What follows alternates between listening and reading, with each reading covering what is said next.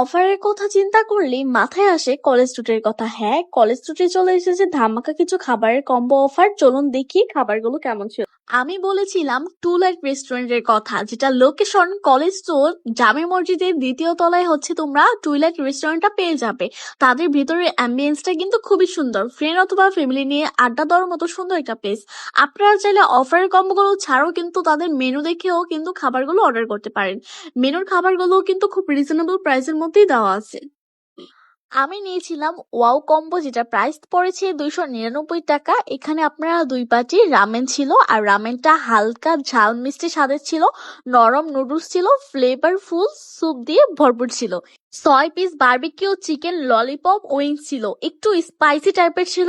বাহিরে ক্রিস্পি আর ভিতরে juicy type. 1:2 chowmein ছিল, সবজি আর চিকেনের পরিমাণ হালকা ছিল। আর হচ্ছে আমার মনে হয় যে রিজনেবল প্রাইসের মধ্যে এটা একটা বেস্ট কম্বো। এখন ট্রাই করব প্রেমি কম্বো, যেটা প্রাইস 349 টাকা। এই কম্বোতে আপনারা দুজনের জন্য 2টা ফ্রাইড রাইস পেয়ে যাবেন, দুজনের জন্য স্যুপ পেয়ে যাবেন, ভেজিটেবল পেয়ে যাবেন, মশলা কারি পেয়ে যাবেন, 6 পিস চিকেন উইংস পেয়ে যাবেন।